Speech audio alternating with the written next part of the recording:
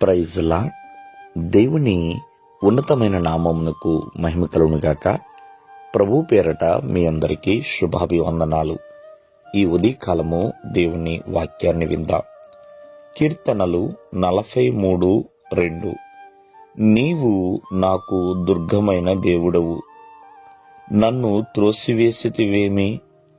నేను శత్రు బాధ చేత దుఃఖాక్రాంతుడనై సంచరింపనేలా.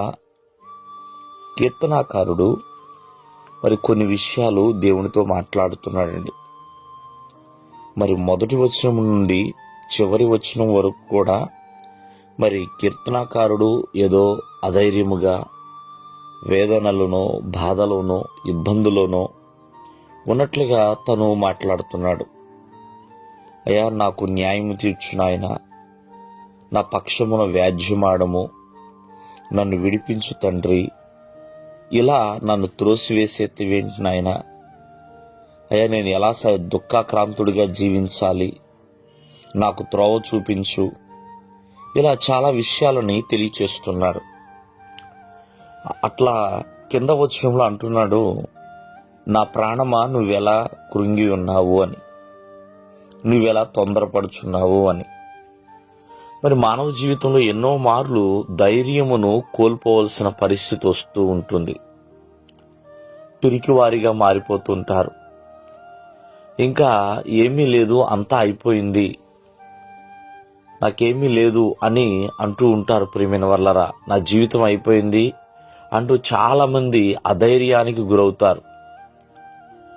పెద్ద ప్రవక్తలు కావచ్చు, చిన్న ప్రవక్తలు కావచ్చు, ప్రియమైన వాళ్ళరా, అలాగే ఎంతోమంది భక్తిపరులు కావచ్చు, ఎంతోమంది ప్రియమైన వాళ్ళరా ఎన్నో సంవత్సరాల అనుభవం కలిగిన వారు కావచ్చు, చాలామంది భక్తులు అధైర్యపడుతూ ఉంటారు.